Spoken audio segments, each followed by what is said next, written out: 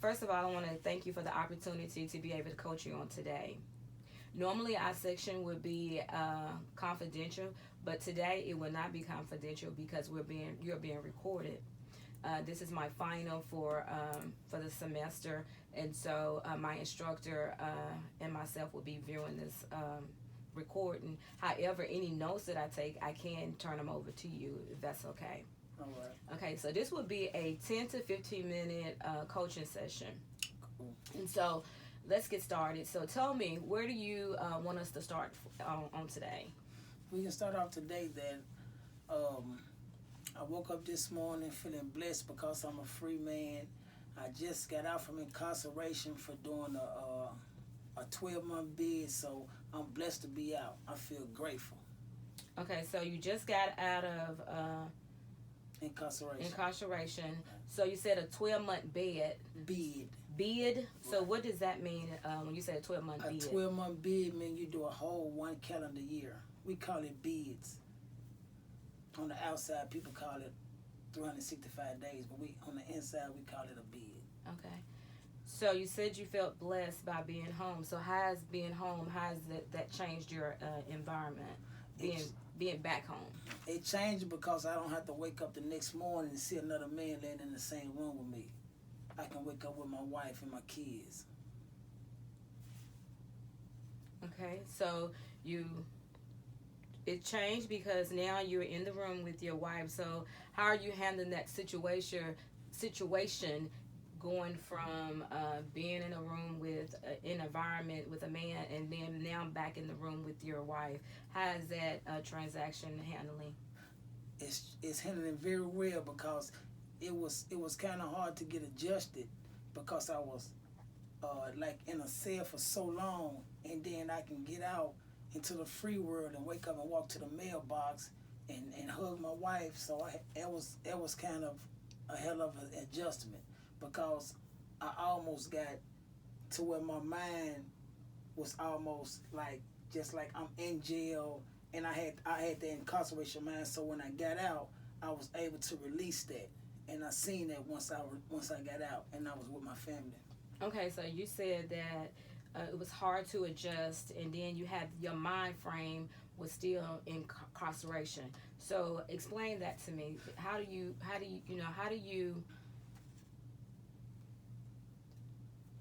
What is your deepest feeling when it come down to that? Because I used to be incarcerated in South Central Penitentiary when I did 6 years and 10 months, and that was a hell of a ride because I used to always have to wake up with my boots on, butcher strap, not knowing what the next day would bring because it's gang members, it's people. I was incarcerated with people doing life sentences when I only got a 10-year bid, versus me doing this 12-month bid in this CCA facility in Nashville. So that was like the adjustment was so different because I was around people who were serving life sentences versus people who had to do 12 to 6 months.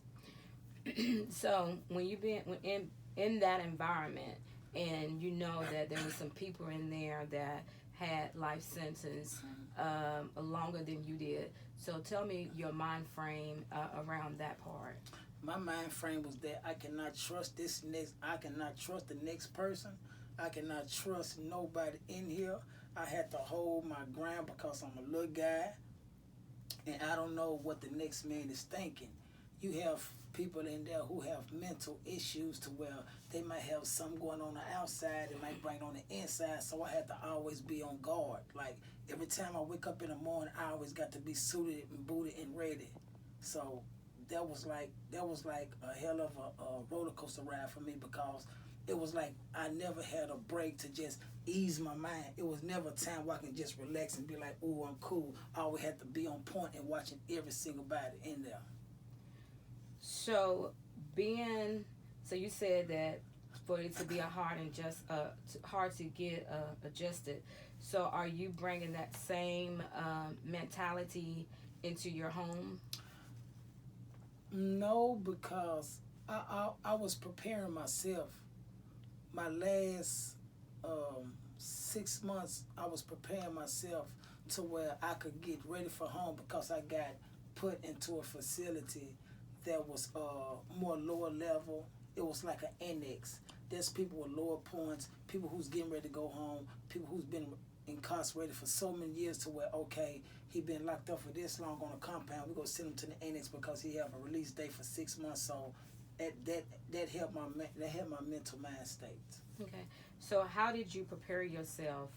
You said you prepared yourself. So can you tell me, how does that look? You want me to go into detail about it? Just tell me how it looked. Okay. How it looked was like, it was like I was on the inside looking out. I couldn't really just foresee how things was going to be. I just had to paint a picture in my head and go from there. And the picture that I painted in my head was a good picture because when I got out and I came into reality, that's just the way I pictured it. So it wasn't too much of a hassle for me to get adjusted to, because I already had it set in my head, set in stone how it was going to be, and that's exactly how it was. Okay, I heard you say reality. What does reality look like to you? Reality look like to me is my wife and my kids. That's reality. And my job. Okay, so being free, having freedom, having the free will to do things that I couldn't do when I was incarcerated. So what are your plans now to stay free? My plans not to stay free is to stay drug free, stay away from my old playgrounds where I grew up at. I'm from Lishia Avenue, Settle Court, Nashville, Tennessee. It was the projects, but it's not there anymore. So that's helped me to, well, see, that's not there anymore. So I don't have to go back to my old playgrounds no more. I can just start off on the right foot. I can put my best foot forward and just go as I want to live a good, productive life, like a law-abiding citizen. Okay, so I hear you say a productive life. Yes. A law-abiding citizen. Yes. So, what is your plan to be a law-abiding citizen? I got a good answer for that, and this is it right here. Do what's right. Do the right thing when no one's looking. That sounds. Do the right thing when no one's looking.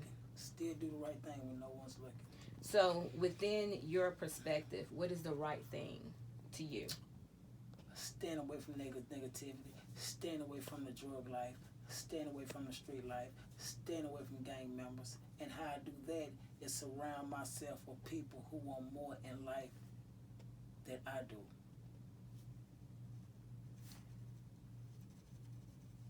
Okay. So, within this session, tell me, what do you want to get out of it?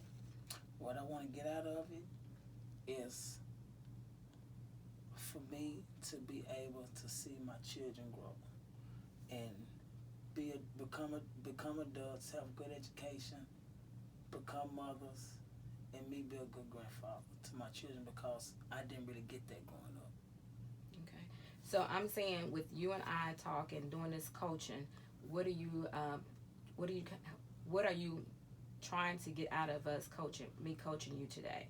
So I noticed that you've told me that you've explained to me about what is the roller coaster. You explained to me somewhat about the roller coaster and what you're dealing with when it came down to the roller coaster, and you preparing yourself. So, and does the roller coaster, you preparing yourself in reality, how does all of those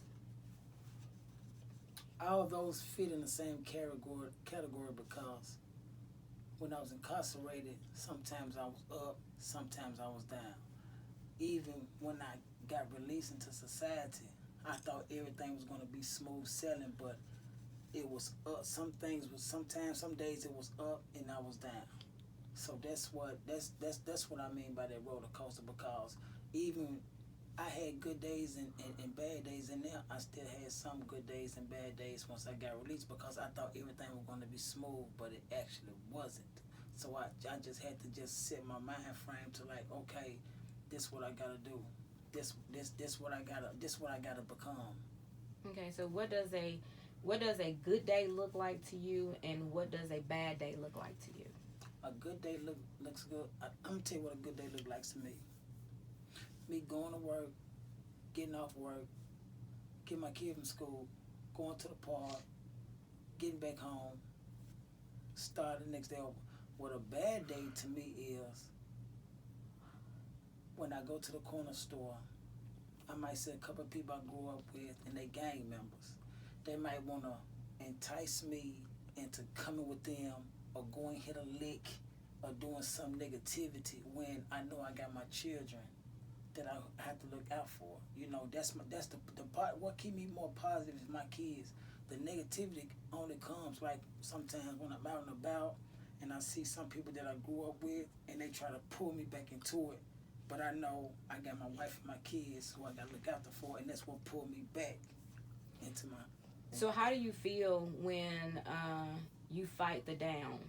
What feeling do you have when you fight the down part? Stomach aches, because some of the things that I did in the past, I don't want it to come back and haunt me. I don't want my past to catch up with me because, I mean, when I think about the stuff that I did to get incarcerated, it make me sick to my stomach because when I was doing it, it felt good. But now that I have gotten older and wiser, I understand. I sit back and be like, man, that was dumb, that was stupid. I hope it don't come back on me.